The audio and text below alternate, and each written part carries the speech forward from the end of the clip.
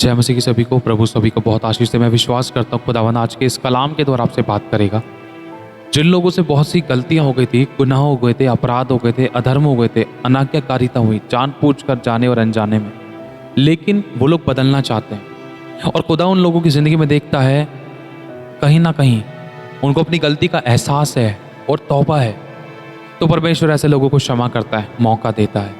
क्योंकि यही बात प्रभु ने पतरस को भी अपने चेलों को समझाई थी। यदि तेरा भाई 7 बार के 70 गुना माफ पाप करे, यदि वो पछताए तो तू उसको क्षमा कर। तो सोचकर देखो, जो ऐसी शिक्षा देता है वो आपको तुरंत क्षमा क्यों नहीं करेगा। लेकिन परमेश्वर आपसे कुछ चाहता है। भले ही आपका बहुत कुछ छिन गया है, चला गया, पाप करने के कारण आपने शैतान को अवसर दिया, लेकिन आज ये टाइम ऐसा है कि आप इस वचन को सुनकर परमेश्वर के निकट आए, जहाँ से गिरे फिर से उठे, एक नई शुरुआत करें। देखो, बहुत बार लाइफ किया जाता है, उसमें बहुत बार ये वाली बात बोली जाती है, जहाँ से गिरे फिर से उठे, एक नई शुरुआत करें। ये इसीलिए ताकि शैतान किसी को गिल्टी कॉन्शियस में ना डालने पाए और किसी को एक पाप का स्वभाव ना देने पाए, ना ही उसमें खदेड़ने पाए। देखो, परमेश्वर ने आपके और मेरे पापों को अपनी पीठ के पीछे अनंत काल के लिए फेंक दिया, उनको कभी याद भी नहीं किया। खुदा का कलाम कहता है, तेरे पाप कितने भी लाल, कितने भी काले, कितने भी अरगवारी रंग के क्यों ना हो, मैं उनको हिम के समान श्वेत कर दूंगा, कभी उनको याद भी नहीं करूंगा। तो अपने पापों को मेरे पास आके मान ले, मैं तुझे क्षमा कर दूंगा, अपने लहू से धो के तुझे शुद्ध कर दूंगा और नया कर दूंगा। मैं तेरी आंखों के सब आंसू पोंछ डालूंगा। प्रभु जानता है आपके साथ क्या क्या घटनाएं घटी। बहुत कुछ खोया है, तोड़े गए हो, पिसे हो, आप बहुत से एरिया में आप फेल हुए हो, फेलियर्स का सामना किया है, नाकामयाबी का सामना किया है, आंसुओं और दुखों में तो कहीं ना कहीं घिर गए थे। आपको लग रहा है कि कोई नहीं देख रहा, आपको लग रहा है कोई समझने वाला नहीं है, आपको लग रहा है कि कोई संभालने वाला नहीं है, आपको लग रहा है कि कोई हेल्प करने वाला नहीं है, आपको लग रहा है कि बस ये तो सुसाइड कर लिया तो मर जाए, सब खत्म कर दें। परमेश्वर आपको और मुझे मौके पे मौके दे रहा है, तो हम सभी लोगों को समझने की ज़रूरत है। मेरे भाई और बहनों, अपने इस मौके को बेकार ना जाने दें हम। देखो, मैं कुछ आपके सामने वचन पढ़ना चाहूँगा, ये बहुत इंपॉर्टेंट चीज़ है। आप और मुझे अब करना क्या है? अब तक बहुत कुछ हो गया, गिर गए थे ना, खुदा के पास आओ। आज भी उसकी बाहें आपके लिए खुली हैं, आज भी उसकी बाहें आपके लिए खुली हैं कि वो आपको गले से लगाए और आपको फिर से प्यार करे, आपके आंसू की सुधि ले। ये कलाम कहता है, देखो ध्यान से पढ़ना, ध्यान से सुनना। लिखा है, उड़ाऊ पुत्र का दृष्टांत। फिर उसने कहा, किसी मनुष्य के 2 पुत्र थे। उनमें से छोटे ने पिता से कहा, पिता, संपत्ति में से जो भाग मेरा है वो मुझे दे दे। और उसने उनको अपनी संपत्ति भाग दे दी, मतलब बांट दी। दोनों पुत्रों को अपनी अपनी संपत्ति बांट दी। बहुत दिन बीतने थे और उसके बाद होता क्या है कि छोटा पुत्र सब कुछ इकट्ठा करके दूर देश को चला गया और वहाँ कुकर्म में अपनी संपत्ति उड़ा दी। जब वो सब कुछ खर्च कर चुका तो उस देश में बड़ा अकाल पड़ा और वो कंगाल हो गया। कई बार बच्चे अपनी समझ का सहारा लेकर, प्रभु मैं ये काम ऐसे नहीं तो ऐसे कर लूँगा, प्रभु मैं उससे प्यार करता हूँ, प्रभु मैं इससे शादी कर लूँगा ना, तो वो विश्वास में आ जाएगी, विश्वास में आ जाएगा। बहुत सारे एरियो में बच्चे अपनी समझ का सहारा लेते हैं प्रभु के वचन को जानने के बाद भी।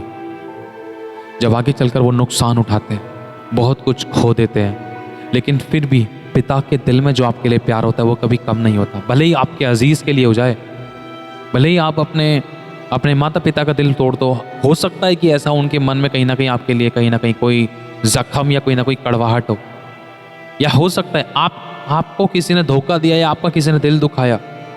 हो सकता है आपके मन में उनके लिए कोई जख्म या कड़वाहट थी, आप उनको माफ नहीं कर पा रहे थे क्योंकि आपने धोखा खाया, आपका दिल टूटा, आपने भरोसा किया और आपने बहुत कुछ खोया। लेकिन हमारा परमेश्वर पिता ऐसा नहीं है। हम मनुष्य कई बार ऐसे हो जाते थे, लेकिन ध्यान से सुनना।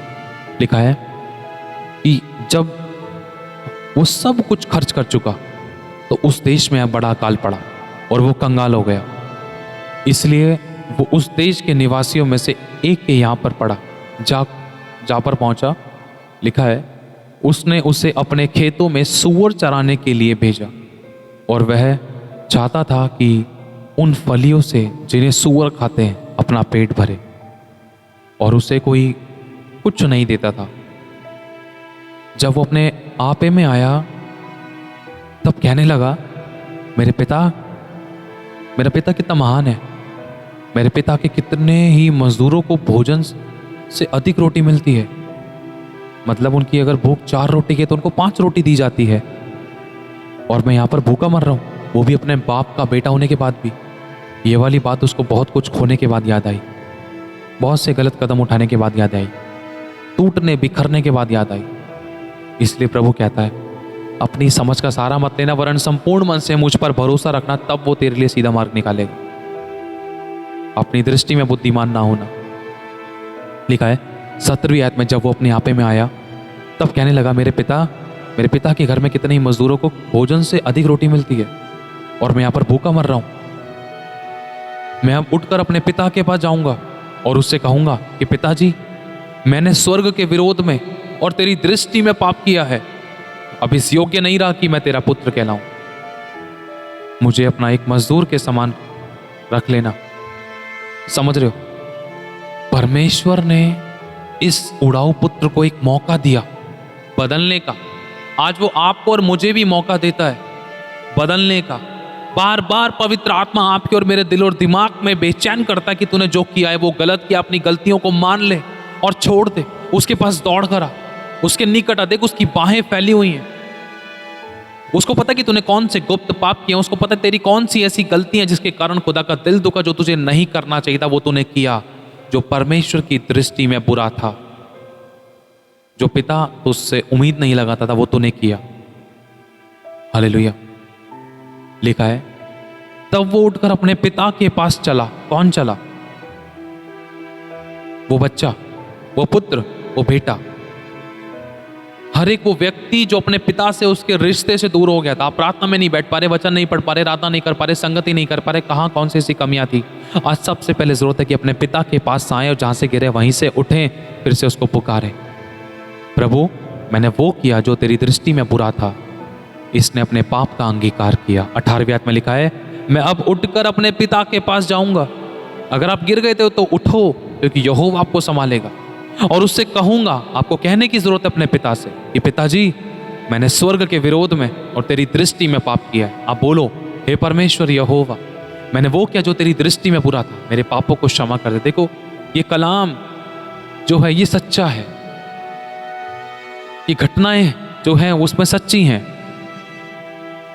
ऐसी परिस्थितियां बहुत से लोगों के साथ हुई है, दाऊद के साथ भी हुई।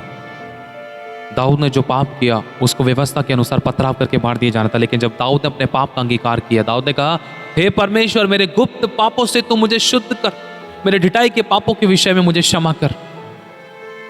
लिखा, मैंने वो कि जो तेरी दृष्टि में बुरा था, अब इस योग्य नहीं कि मैं तेरा बेटा कहलाऊं। मुझे अपने एक मजदूर के समान, अपने एक सेवक दास नौकर के समान रख ले।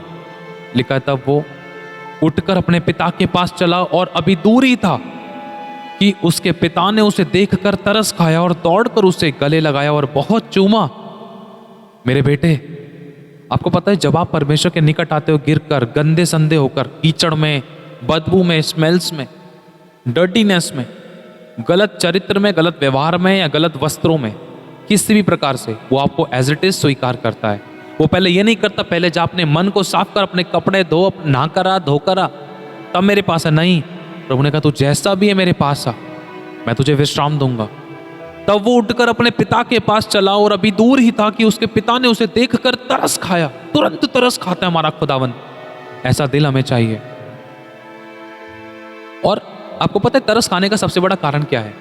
तरस खाने का सबसे बड़ा कारण है आपका पश्चाताप। अगर आप पश्चाताप करते हो, अगर आप क्षमा मांगते हो, अगर आप अपनी गलती का एहसास करते हो कि प्रभु मैंने उसका दिल दुखाया, उसका विरोध किया, कुड़कुड़ाया, बुड़बुड़ाया, दोषारोपण किया, निकम्मी बातें की, व्यभिचार किया, गलत और गंदी चीजें मैंने देखी, गुप्त पाप किए, उसके ऊपर हाथ उठाया, माता पिता का आज्ञा का पालन नहीं किया, तेरा दिल दुखाया, मैंने झूठ बोला, मैं लालची, मैं घमंडी, मैं बेईमानी, मैं व्यभिचारी, तो तुरंत परमेश्वर तरस खाता है और शैतान का हाथ आपके ऊपर से हटने लगता है और परमेश्वर की बाहें आपके लिए फैलने लगती हैं।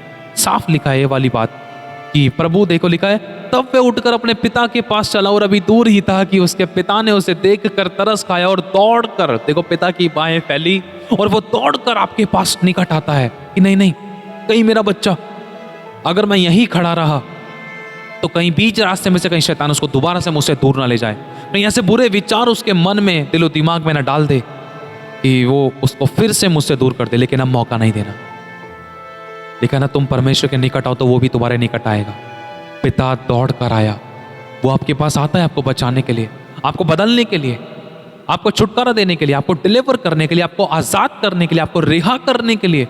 वो बेचैन है वो तरस से भरा हुआ है, लेकिन आप अपनी तरफ से कितनी कोशिश करते हो, अपनी तरफ से कितना एफर्ट डालते हो? परमेश्वर पूरी कोशिश करता है। लिखा है, तो वो उठकर अपने पिता के पास चला और अभी दूर ही था कि उसके पिता ने उसे देखकर तरस खाया और दौड़कर उसे गले लगाया और बहुत चूमा। पुत्र ने उससे कहा, पिताजी, मैंने स्वर्ग के विरोध में और तेरी दृष्टि में पाप किया है। प्रभु को जानने के बाद भी उसने अपने पाप का अंगीकार किया। उसने अपने दुनियावी बाप से भी क्षमा मांगी। उसने स्वर्ग के परमेश्वर के विरुद्ध प्रति भी अपने आप को पश्चातापी किया, पश्चातापी पापी ठहराया। यहाँ प्रभु, मैंने पाप किया है और अब इस योग्य नहीं प्रभु मैं कि तेरा बेटा कहलाऊं, परंतु पिता अपने दास से क्या, अपने दासों से, लिखा है, परंतु पिता ने अपने दासों से कहा, झट अच्छे से अच्छा वस्त्र निकाल कर मेरे बेटे को पहनाओ और उसके हाथ में अंगूठी, जो उसका अधिकार चला गया था, अंगूठी एक अधिकार को दिखाती है, जो उसका अधिकार चला गया था उसको फिर से वो अंगूठी पहनाओ, उसके पांव में जूतियां पहनाओ, उसकी इज्जत मान सम्मान करो। देखो, और पला पलाया हुआ उसको बहुत अच्छा नॉनवेज खिलाओ। लिखा है, ताकि वो आनंद से मगन हो जाए, आनंद मनाए, क्योंकि मेरा पुत्र मर गया था, फिर जी गया है, खो गया था, अब मिल गया है। और वे आनंद करने लगे। हालेलुया। आपको पता है, परमेश्वर आपके लिए जश्न मनाने के लिए तैयार है यदि आप उसके पास लौट कर आएंगे। हालेलुया। आपको पता है, परमेश्वर के स्वर्ग में तुर्रियां फूकी गई, बड़ा जश्न मना। जैसे ही अगर इस बात को हम लोग समझें कि पवित्र आत्मा जैसे ही स्वर्ग से धरती पर उतरा, वैसे ही पवित्र आत्मा ने, जो परमेश्वर का प्रेम पवित्र आत्मा के द्वारा मनुष्यों के हृदय में डाला गया है, वैसे ही सोचो जब धरती पर कितनी जोर से बुलडोल हुआ तो स्वर्ग में कितनी बड़ी ललकार हुई होगी, कितना जश्न मनाया गया होगा, क्योंकि उसके मनुष्यों के अंदर पिता फिर से वास करने लगा था, उसकी रचना के अंदर। हालेलुया। समझ पा रहे इस बात को? परमेश्वर अपनी बाहें फैलाए खड़ा है, वो तरस दिखाने के लिए तैयार है। आपने जो खोया है उसको फिर से देने के लिए तैयार है। जो आपने आंसू बहाए उसके बदले में आनंदित करने के लिए तैयार है। आप भूखे थे, आपको तृप्त करने के लिए तैयार है। आप निर्वस्त्र थे, आपकी बेइज्जतियां हो गई थी, आपको फिर से इज्जत देने के लिए तैयार है। लेकिन बात यह है कि आप वापस आने के लिए तैयार हो। भटक गए थे, कमजोर पड़ गए थे, टूट गए थे, कोई दिक्कत नहीं, प्रभु है। आप प्रभु के पास कब आए? पता है एक बात कि हम प्रभु के पास कब आते हैं? जब टूट और बिखर जाते हैं, जब भटक जाते हैं, जब लोगों से धोखा खाते हैं, जब नुकसान उठाते थे, या जब सारे दरवाजे बंद हो जाते थे कि मेरा मम्मी पापा चाचा ताऊ मामा दादा नानका सास का ससुरा का जो भी है ससुर का। समझ पा रहे हो? हम बहुत सारे रिलेशनशिप में, रिलेटिव्स में इतना खो जाते हैं कि इतना बड़ा बना लेते हैं उनको कि यही मेरे लिए सब कुछ करेगा, मेरा पति मेरे लिए सब कुछ करेगा। लेकिन जब वहां से लात पड़ती थी या दरवाजे बंद होते थे, तब हमें समझ में आता था कि यहोवा के अलावा कोई हमारे लिए सुख का मूल नहीं है। लिखा है ना कि यहोवा को अपना सुख का मूल जान, तब वो तेरे मनोरथों को पूरा करेगा। उसका कलाम कहता है, मैं तेरी मन की इच्छा को जानता हूं। उसका कलाम कहता है कि मत डर, मैं तेरे साथ हूं। उसका कलाम कहता है मैं तुझे छुड़ाऊंगा। उसका कलाम कहता है कि देख, मैं तेरी आंखों के सब आंसू पोंछ डालूंगा। उसका कलाम कहता है तू गिर गया तो मैं उठाऊंगा। उसका कलाम कहता है तूने गलती कर दी, मैं तुझे क्षमा करूंगा। ऐसे वायदे कोई मनुष्य नहीं करता, लेकिन फिर भी आज एक मनुष्य दूसरे मनुष्य पर भरोसा रखता है, बार बार चोट खाता है, पिटाई खाता है, दुख उठाता है, फिर से नुकसान उठाकर वापस आता है कि परमेश्वर मुझे क्षमा कर दे, मैंने वो खोया, मैंने ये खोया, मुझ पर दया कर, मैं गिर गया था, मैं भटक गया था। प्रभु को पता था तू प्रभु के वचन के अनुसार नहीं चला, इसलिए तूने नुकसान उठाया और दुख उठाया। आज प्रभु फिर से तुझे मौका दे रहा है। मेरे निकट आ। प्रभु अपनी बाहें फैलाए खड़ा है। कितने भी काले, कितने भी लाल रंग के, कितने भी अर्गवानी रंग के तूने पाप क्यों ना किए, मैं तुझे हिम के समान श्वेत कर दूंगा। तेरे पापों को कभी याद भी नहीं करूंगा। चाहे लोग तेरी गलतियों को याद कर करके तुझे सुइयां चुभो रहे, तेरे ऊपर दोषारोपण कर रहे हैं, तेरा विरोध कर रहे हैं, लेकिन मैं तेरे पापों को कभी याद नहीं करूंगा। तू भी मत याद कर मेरी बेटी, मेरे बेटे, स्मरण न कर। मैं सब कुछ नया कर दूंगा। आमीन, हालेलुया। प्रभु चाहता है सब कुछ नया करना, दया करना, अनुग्रह करना, तरस दिखाना अपना। लेकिन अगर आप अपने से का काम नहीं कर रहे, जब तक आप पश्चाताप नहीं करेंगे तब तक क्षमा नहीं आ सकती। जब तक क्षमा नहीं आएंगी तब तक आप आशीषित नहीं हो सकते। क्योंकि पापी से प्रभु प्यार करता है लेकिन पाप से नफरत करता है। पाप ही के कारण इंसान की भलाई नहीं होती। इसलिए अपने जो पाप किया है ये मौका है। बहुत से ऐसे थे जिनको ठोकर खाने के बाद उठने का मौका नहीं मिला, लेकिन उड़ाऊ पुत्र को मौका मिला, उसने उस मौके को नहीं चूका। जब यहोवा को पता चला, जब प्रभु को पता चला, जब उसके पिता को पता चला मेरा बेटा रास्ते में ही है, कहीं बीच रास्ते में कहीं कोई और दुष्ट आत्मा उसको भटका ना दे, कहीं उसको वापस ना लेकर जाए, कहीं कोई गलत विचार ऐसे उसको भटका नहीं दे, कहीं वो उसको मुझसे दूर करते, तो मैं खुद भी उसके पास दौड़ कर जाऊंगा। मैं तेरे आगे आगे चलूंगा, ऊंची भूमि को चौरस करूंगा, लोहे के किवाड़ों को तोड़ डालूंगा, पीतल के बीड़ों को टुकड़े टुकड़े करूंगा। मैं तुझे अंधकार में छिपा हुआ गुप्त स्थानों में गड़ा हुआ धन दूंगा जो तेरा नहीं है, जो तुझे मिलना चाहिए था। तेरी सोच और समझ से बढ़कर मैं तुझे दूंगा। ऐसा क्या है जो मैं नहीं कर सकता तेरे लिए? क्या मेरे लिए कुछ काम कठिन है? अगर आपका भरोसा है परमेश्वर पे कि हाँ मेरे लिए कोई भी काम कठिन नहीं है, तो बोले हाँ प्रभु मुझे ग्रहण कर, मैं जैसा भी हूं, मैं दिल से सभी को क्षमा करता हूं, तेरे पास आता हूं, मुझ पर दया करो, अनुग्रह कर, मेरे पाप क्षमा करके यीशु के लहू से मुझे धो दे। आमीन।